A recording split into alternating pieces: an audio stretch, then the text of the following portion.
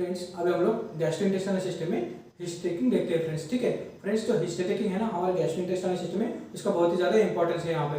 ठीक है, क्योंकि फ्रेंड्स जो मैक्सिमम पेशेंट का जो डायग्नोसिस होता है हमारे प्रॉपर हिस्ट्री टेकिंग में होता है इस सिस्टम में। ठीक है, इसलिए हम लोगों को इस सिस्टम में हिस्ट्री टेकिंग अच्छी तरह से ब्रीफ में लेना है फ्रेंड्स। ठीक है, जो हिस्ट्री टेकिंग है ना फ्रेंड्स, यहाँ पे कुछ पॉइंट वाइज हमने दिया है फ्रेंड्स। ठीक है, इस क्रोनोलॉजी के हिसाब से हमें पेशेंट में हिस्ट्री टेकिंग लेनी है इस सिस्टम में फ्रेंड्स। ठीक है, अभी हम लोग फ्रेंड्स हिस्ट्री टेकिंग स्टार्ट करते हैं।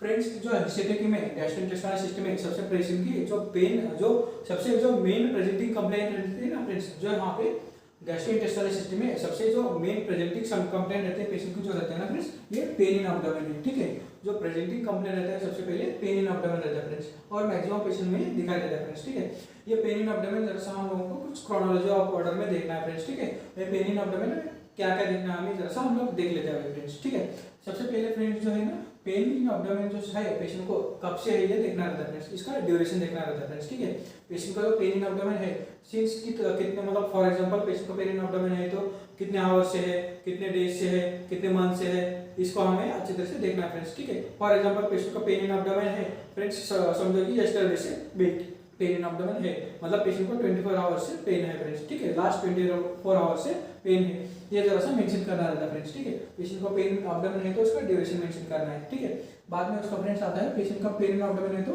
उसका कौन सी साइड में पेन होता है फ्रेंड्स। ठीक है, इसे कौन सी साइड में पेन इन एब्डोमेन है तो कौन सी साइड में है। ठीक है, इस साइड देखने के लिए फ्रेंड्स हमें एब्डोमेन को जो 9 रीजन ऑफ एब्डोमेन है ना, ठीक है, इस साइड देखने के लिए हमारे एब्डोमेन को जो 9 रीजन ऑफ एब्डोमेन है ये हमें पता रहना बहुत ही जरूरी है फ्रेंड्स। ठीक है, फॉर एग्जांपल हम लोगों ने जरा सा देख लेते हैं कि 9 रीजन ऑफ एब्डोमेन कौन से फ्रेंड्स। ठीक है, इसलिए हम लोगों को सब एज ए डॉक्टर हमें सब लोगों को पता रहना चाहिए कि फ्रेंड्स 9 रीजन ऑफ एब्डोमेन कौन से रहते हैं फ्रेंड्स। ठीक है, फिर फ्रेंड्स होता है ये अम्बिलिकल रहता है। ठीक है, ये कौन सा पॉइंट रहता है, ये कौन सा रीजन है, अम्बिलिकल है। ठीक है, अम्बिलिकल है, ये एपिगैस्ट्रिक रीजन है। ठीक है, ये एपिगैस्ट्रिक है, अम्बिलिकल रीजन है, ये एपिगैस्ट्रिक रीजन है, ये लेफ्ट हाइपोकॉन्ड्रियक रीजन है। ठीक है, ये लेफ्ट हाइपोकॉन्ड्रियक रीजन है, ये राइट हाइपोकॉन्ड्रियक रीजन है, ये राइट लंबर रीजन है। ठीक है, ये राइट लंबर है, ये लेफ्ट लंबर रीजन है फ्रेंड्स। ठीक है, ये लेफ्ट लंबर रीजन है, और ये लेफ्ट इलियाक रीजन है, और ये राइट इलियाक रीजन है फ्रेंड्स। ठीक है, ये राइट इलियाक रीजन है, और ये क्या है फ्रेंड्स,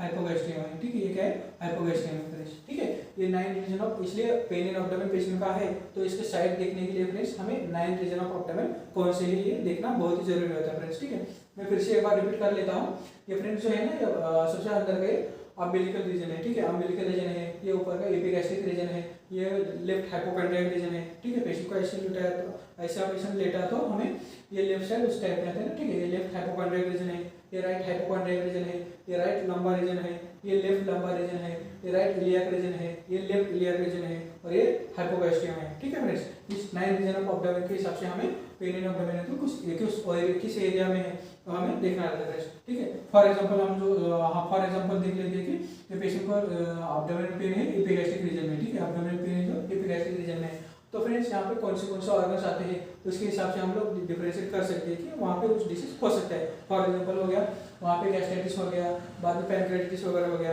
इस रीजन में हम लोगों को पेन दिखाई देता है फ्रेंड्स। ठीक है, ऐसे इसलिए कौन से रीजन में पेन है इसलिए जरा सा हम लोग डिसीज डिफरेंशिएट कर सकते हैं वहाँ पे फ्रेंड्स। ठीक है, इसलिए हमें साइड भी देखनी है। ठीक है, साइड मतलब कौन से रीजन में पेन है फ्रेंड्स। ठीक है, अभी हम लोग आगे बढ़ते हैं फ्रेंड्स। पेशेंट का जो पेन इन एब्डोमेन है उसका नेचर देखना है फ्रेंड्स। ठीक है, पेन इन एब्डोमेन है तो उसका नेचर देखना है। नेचर मतलब क्या रहता है फ्रेंड्स, यहाँ पे पेशेंट की सीवियरिटी देखनी है। ठीक है, पेशेंट की सीवियरिटी देखनी है, पेन इन एब्डोमेन कितना है। पेशेंट को इनकेस बहुत ही ज्यादा सीवियर पेन है, ठीक है, पेशेंट बैठ भी नहीं पा रहा फ्रेंड्स। ठीक है, पेशेंट को बहुत ही ज्यादा सीवियर पेन है, पेशेंट को समझो मॉडरेट पेन है, पेशेंट को माइल्ड पेन है, ये हम लोग जरा माइल्ड मॉडरेट और सीवियर नेचर में डिफरेंशिएट करना है फ्रेंड्स। ठीक है, पेशेंट का पेन उस कैटेगरी हमें डिफरेंशिएट करना है फ्रेंड्स। ठीक है, ये हो गया नेचर ऑफ पेन। बाद में फ्रेंड्स रेडिएशन, रेडिएशन मतलब क्या होता है फ्रेंड्स, समझो पेन यहाँ पे एपिगैस्ट्रिक रीजन में स्टार्ट है फ्रेंड्स। ठीक है, पेन एपिगैस्ट्रिक रीजन में स्टार्ट हुआ है और डीप एपिगैस्ट्रिक पेन है और रेडिएटिंग टू बैक है। ठीक है, रेडिएटिंग टू बैक हो रहा है। और फॉर एग्जांपल नहीं तो पेन समझो राइट हाइपोकॉन्ड्रियक रीजन में पेन स्टार्ट हुआ है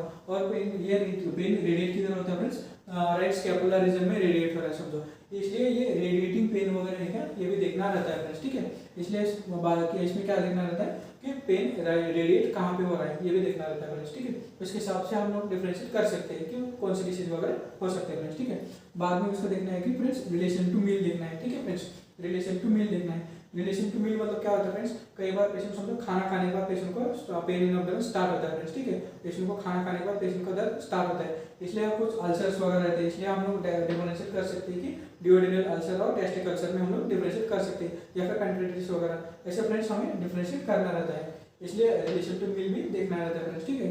इनकेस पेशेंट का पेन खाना खाने के बाद बढ़ता है वगैरह है क्या, ये सब चीज़ें हमें नोट डाउन करनी है फ्रेंड्स, ठीक है। आगे देखते हैं फ्रेंड्स, ड्यूरेशन ऑफ पेन देखना रहता है फ्रेंड्स, ठीक है।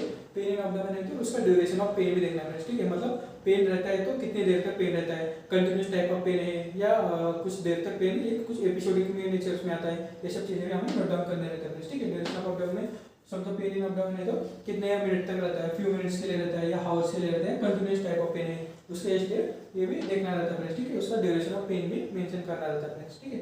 बाद में देखते हैं कि टाइप ऑफ पेन, मतलब टाइप ऑफ पेन कौन सा है फ्रेंड्स, ठीक है। समझो कोलिक पेन है, ठीक है, पेशेंट को एकदम सीवियर टाइप ऑफ पेन है, कोलिक पेन है, पेशेंट एब्डोमेन लेके सब बैठ के मतलब पकड़ के बैठा है, ठीक है। कोलिक पेन है क्या, कोलिक पेन वगैरह फ्रेंड्स जैसे हम लोगों ने देखा है कोलिक पेन है, इंटेस्टाइनल कुछ प्रॉब्लम्स वगैरह हो गए, समझो हमारे हाइपोगैस्ट्रियम वगैरह हो गया, बाद में लंबर वगैरह रीजन में हो गया, ये कोलिक पेन फ्रेंड्स समझो जो स्टोन के वगैरह पेशेंट रहते हैं, यूरिन स्टोन के, किडनी स्टोन के वगैरह, ऐसे पेशेंट फ्रेंड्स कई बार ऐसे स्टोन समझो यूरेटर में वगैरह कुछ फंसा वगैरह है तो ऐसे कोलिक पेन कई बार ऐसे नजर में आता है, ठीक है। जो ब्रेकिंग टाइप ऑफ पेन वगैरह रहता है, ठीक है, ब्रेकिंग टाइप ऑफ पेन भी रहता है, और कई बार पेशेंट को स्पाज्मेटिक टाइप ऑफ पेन भी रहता है, ठीक है।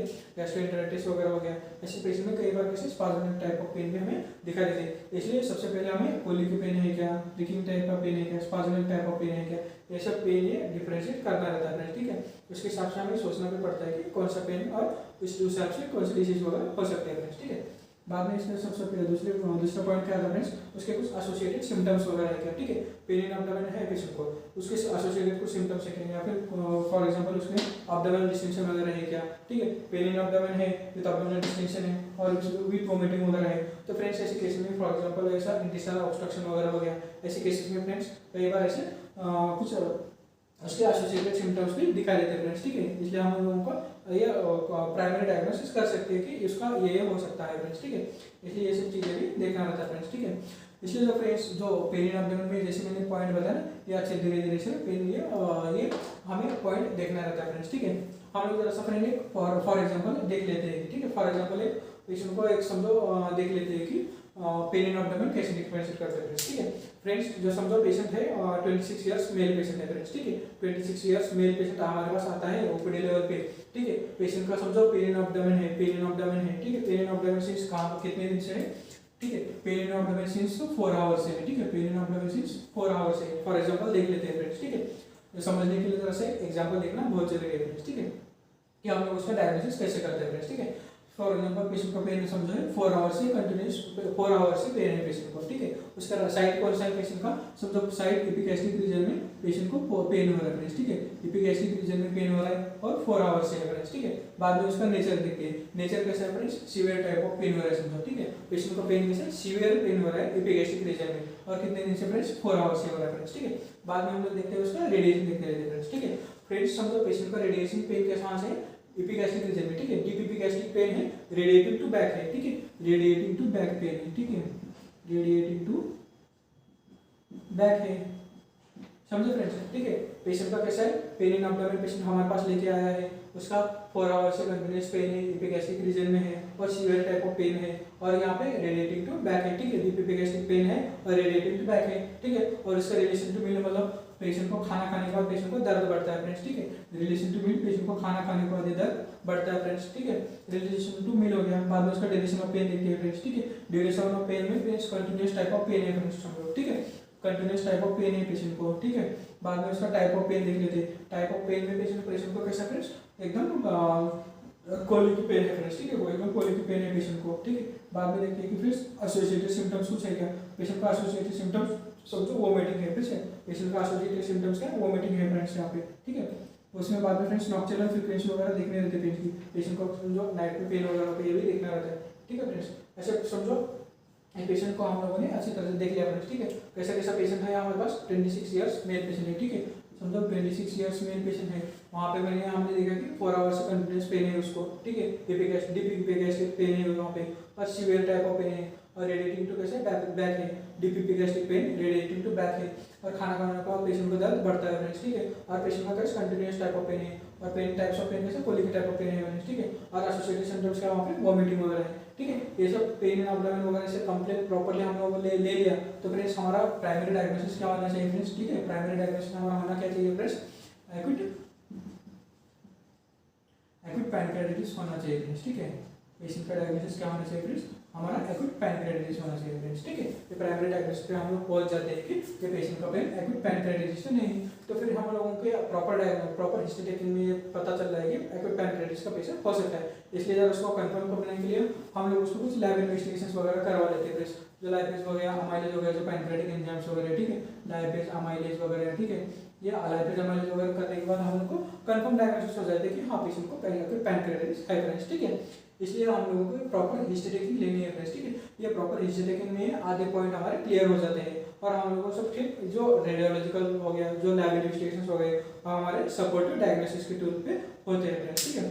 इसलिए हम लोगों को प्रॉपर डायग्नोसिस हो गया तो प्रॉपर अच्छी तरह से ट्रीटमेंट भी हो सकते हैं फ्रेंड्स, ठीक है।